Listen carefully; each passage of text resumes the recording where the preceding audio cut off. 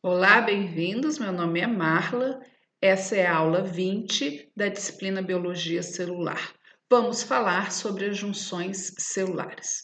As junções celulares só estão presentes nos organismos pluricelulares. Nos organismos pluricelulares existem os tecidos. O que é um tecido? É um conjunto de células que interagem, que são interdependentes e que atuam de modo harmônico na execução de várias funções.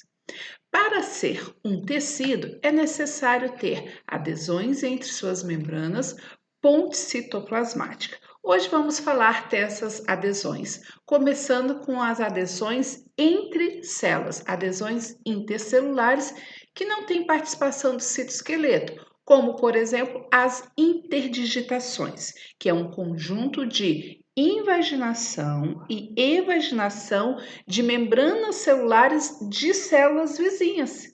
E com isso, garante uma maior aderência entre duas células, como vocês estão vendo aqui no esquema ou aqui na microscopia eletrônica de transmissão. Mas a grande parte das interações entre células também tem a participação de citoesqueleto. A primeira dela, a junção de oclusão, é formado quando proteínas de duas membranas interagem entre si, diminuindo a distância que há entre duas membranas plasmáticas. Essas proteínas são ocludina ou claudina.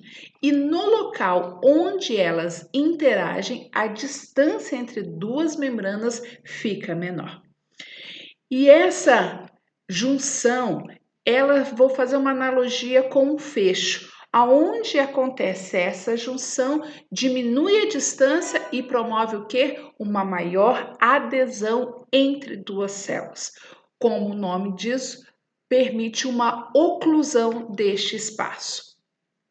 Essa estrutura especializada da membrana, ela se encontra na região apical das células.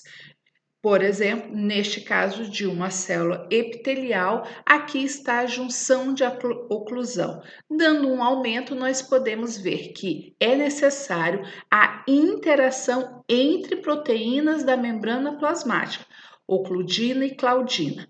E percebam que internamente essas proteínas estão ligadas, por meio de outras proteínas, ao filamento de actina. E assim, então, forma-se uma rede na região apical das células. Qual a importância dessa estrutura especializada da membrana plasmática? Ela vai limitar a difusão passiva de íons por entre as células, porque para qualquer substância poder entrar no nosso organismo, tem que haver a seleção da membrana plasmática, pensando no intestino. Então, esta membrana plasmática vai selecionar como um porteiro que seleciona o que entra e o que não entra.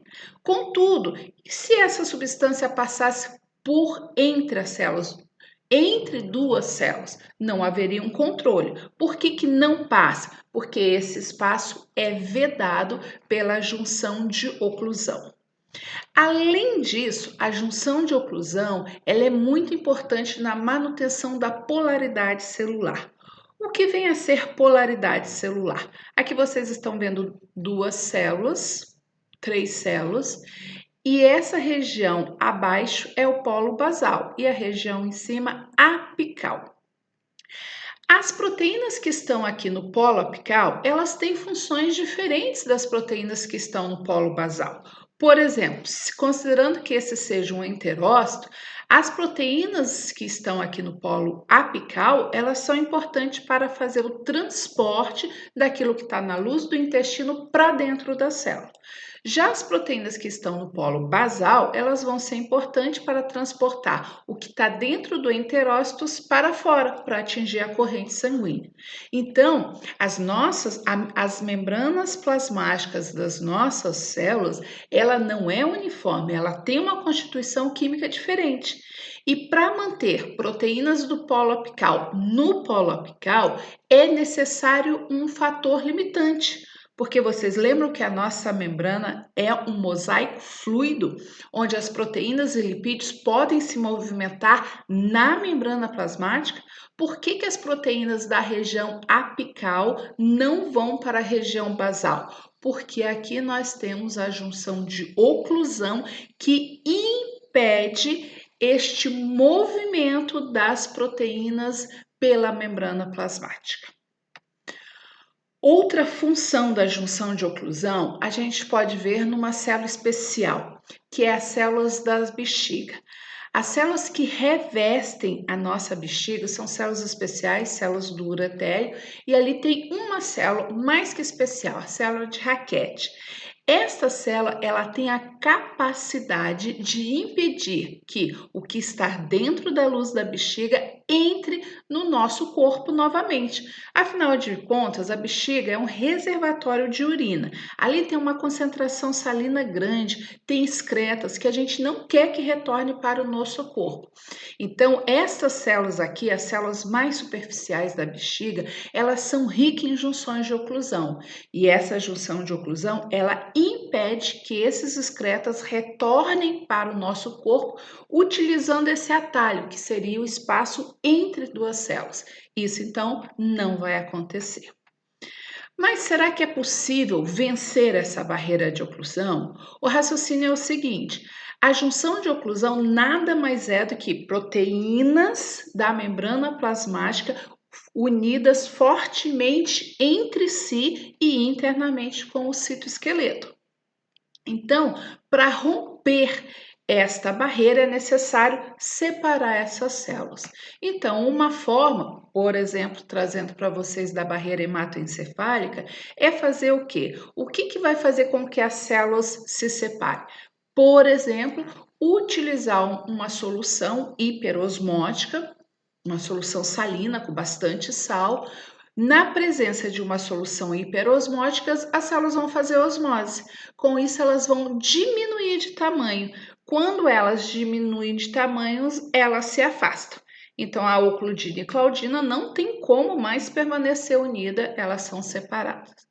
Obviamente, quando se retira essa solução hiperosmótica, que é introduzido de forma artificial, também as células voltam ao seu tamanho normal e as ocludina ou claudinas voltam a se ligar, formando novamente a junção de oclusão.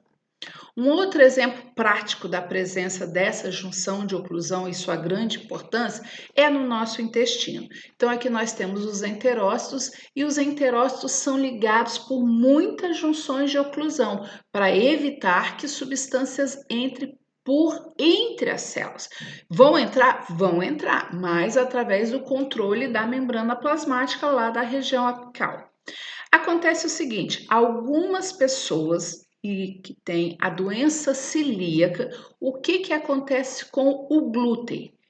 O glúten, e aqui representado por essa estrutura branca, ela ao entrar na célula, ela vai entrar no organismo, vai entrar em contato com o organismo, ela produz uma enzima chamada zonulina. Esta enzima vai provocar a destruição da zônula de oclusão. Destrói a zônula de oclusão. Com isso, mais glúten vai entrar no organismo. Quando tem uma concentração muito grande de glúten, porque entrou de forma descontrolada, de forma não selecionada, porque não passou pela membrana plasmática, passou por entre células. Passou por entre células porque a zônula de oclusão foi destruída. Então, quando tem uma concentração muito grande de glúten dentro do organismo, o que vai acontecer? Vai iniciar uma resposta imune e o próprio organismo vai destruir outros enterócitos sadios do corpo. Com isso, o nosso intestino, ao invés de ter várias vilosidades que aumentam a área de absorção do intestino, essas vilosidades são destruídas, então a área disponível para absorção de nutrientes diminui muito nas pessoas com a doença celíaca. Obviamente, ao tirar o agente agressor, o glúten, o nosso intestino volta a ser o intestino sadio com as suas vilosidades.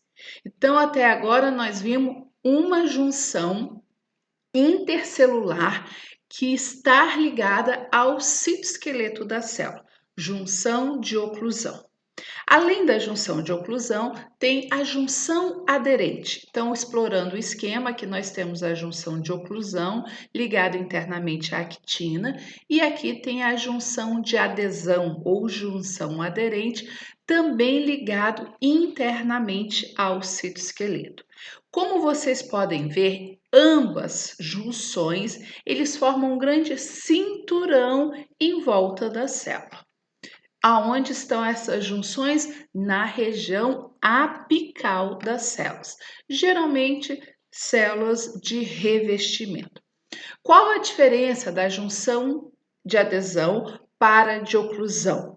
A junção de adesão, ela tem proteínas diferentes. Na de oclusão, ocludina ou claudina. E aqui são as caderinas.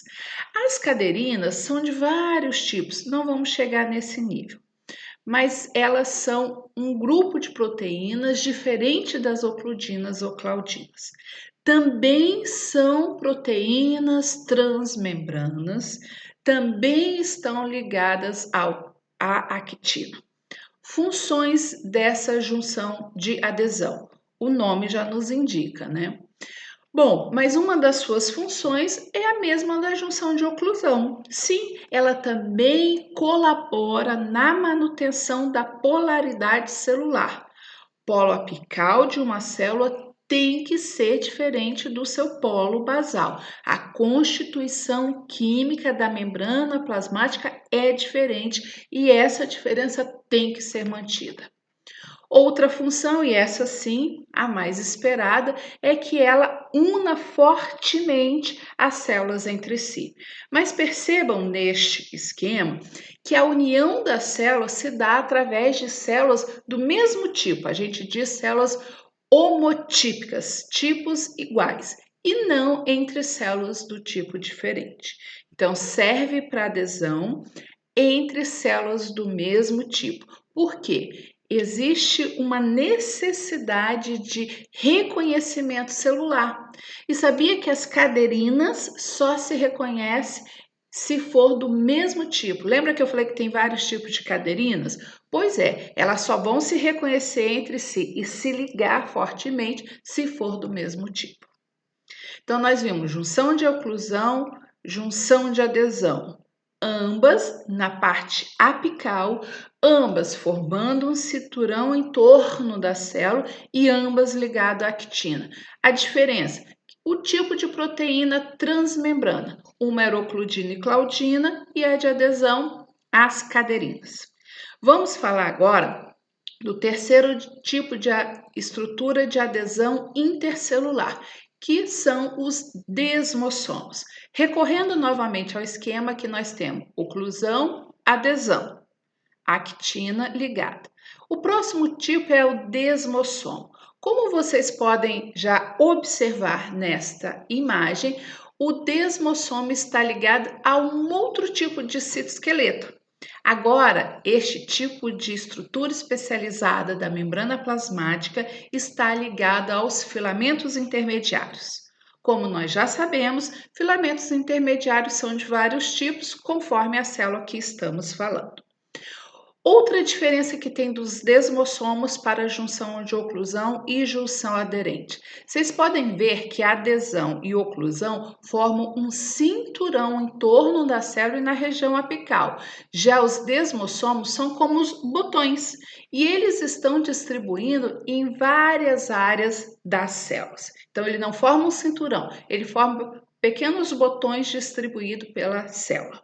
Então, são estruturas descontínuas. Quais são as proteínas que ligam, que estão presentes nos desmossomos? Também são caderinas. Podem ser as caderinas, as desmoplaquinas, desmogleínas, vai variar. E essas proteínas estão ligadas internamente com filamentos intermediários. Um lugar no nosso corpo que tem muito desmossomos é a nossa pele.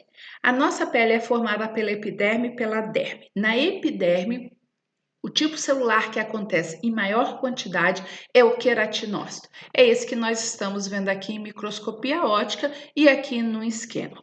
Os queratinócitos têm projeções da sua membrana plasmática e nessas projeções é onde nós vamos encontrar os desmossomos, como estamos vendo nesta imagem de microscopia eletrônica de transmissão. Essas estruturas servem para ligar fortemente uma célula a outra. Quando existe algum distúrbio, algum problema, e essas proteínas que formam o desmossomos não são produzidas, vêm as doenças, como por exemplo essa doença aqui que é o do pênfigo, onde anticorpos atacam as proteínas caderinas dos desmossomos, fazendo com que exista o rompimento dessa ligação entre os queratinócitos. É importante a gente perceber o seguinte: por que eu estou dando tanta ênfase à questão do citoesqueleto?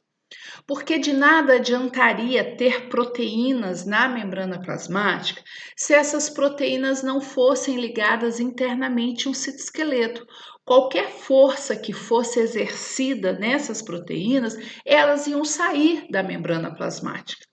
Mas quando essas proteínas de membrana estão ligadas internamente ao citoesqueleto, se for executada uma força para retirar essas proteínas vão carregar consigo o citoesqueleto interno. Então tem que exercer uma força muito grande para arrancar isso, porque os citoesqueletos são proteínas fibrosas no interior do citoplasma que não cedem facilmente, que não se rompem facilmente. Então a força é muito grande. Por isso que essas estruturas, oclusão, adesão e desmossomos, por serem ligados internamente com o citoesqueleto, elas fornecem uma grande força de adesão intercelular. E a gente não pode esquecer o seguinte: essas estruturas na membrana plasmática, elas estão ligadas internamente ao citoesqueleto, por exemplo, desta célula que vocês estão vendo. Mas a outra célula também está ligada internamente ao citoesqueleto. A outra, enfim. Todas essas células, se a gente for pensar aqui nos queratinócitos, todas estão ligadas internamente ao citoesqueleto. Então, se for exercida uma força para arrancar uma célula, na verdade tem que exercer força para arrancar todas as células, porque todas as células estão indiretamente ligadas. Uma outra característica dessas estruturas que unem fortemente as células é, além de proteger nosso corpo externamente, formando a nossa pele, nós temos aqui o exemplo do coração. Você já pensou? O coração é o primeiro órgão a ser formado e ele começa a bater logo nas primeiras semanas e assim permanece até o momento da morte.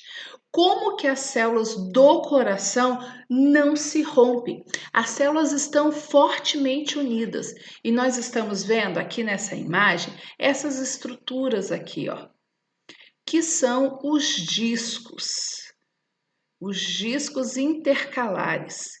Esses discos, eles são formados por zônula de adesão, desmossomo e uma outra junção que nós vamos ver na aula seguinte. Mas a zônula de adesão e os desmossomos, eles garantem que essas células, mesmo batendo, contraindo, distendendo, elas não se separem. E mais que isso, como prende o citoesqueleto interno, permite então a contração dessas células.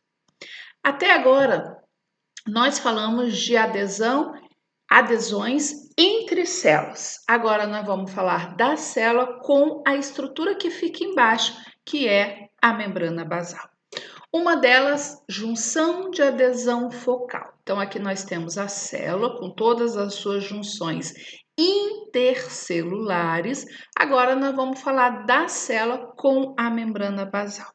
A primeira dela, então, é a adesão focal. E o que nós percebemos aqui? Que também São proteínas de membrana que ligam a célula com a matriz extracelular. Fazendo parte dessa matriz extracelular, a primeira estrutura que nós temos ali é a membrana basal. Então, vai ligar, no caso aqui, o epitélio ao tecido conjuntivo que fica abaixo dele. Como as proteínas das células epiteliais estão ligadas a outras proteínas dessa matriz extracelular. E dentro, a adesão focal, ela vai estar ligada ao citoesqueleto, no caso, a actina. E qual é a proteína que liga internamente ao citoesqueleto actina? Um grupo de proteínas que nós vamos simplesmente chamar por integrina. São vários tipos, mas vamos chamar integrina. Então, da célula com a matriz extracelular, existem proteínas da membrana plasmática na região basal, que se chamam integrinas, que estão internamente ligadas à actina. As integrinas se ligam a outras proteínas da matriz extracelular e assim unindo fortemente esses dois tecidos. Não só unindo, essa estrutura também é importante no processo de diferenciação, crescimento e até do processo de apoptose. Outra estrutura é o M-desmossomo. M, metade. Desmossomo, a gente já estudou. Então, é como se fosse metade de um desmossomo. Por que deram esse primeiro nome? Porque, como vocês estão vendo aqui na microscopia eletrônica, parece que só tem metade do botão. Na verdade, porque essa estrutura, ela vai estar presente na membrana plasmática da região apical, da região basal da célula, e vai se ligar, não é a outra célula, vai se ligar à matriz extracelular. Então, não é mais célula com célula, é célula com matriz. Então, só tem metade, M-desmossomo. Então, como nós estamos vendo aqui também, vão ter as proteínas integrinas, que vão se ligar aos diferentes tipos de filamento intermediários que podem ter dentro desta célula. No caso aqui, um exemplo de célula da pele, né, o queratinócito, ele vai se ligar internamente à queratina. E do lado de fora vai se ligar às proteínas que estão na matriz extracelular, como vocês estão observando aqui no esquema. Então, na aula de hoje, nós vimos as interações entre células e da célula com a matriz extracelular. Algumas interações, grande parte delas, está ligado internamente ao citoesqueleto. Pode ser entre células ou da célula com a matriz extracelular. Aqui algumas referências de imagens. Esse conteúdo está no capítulo 5 e 7 do livro Práticas em Biologia Celular.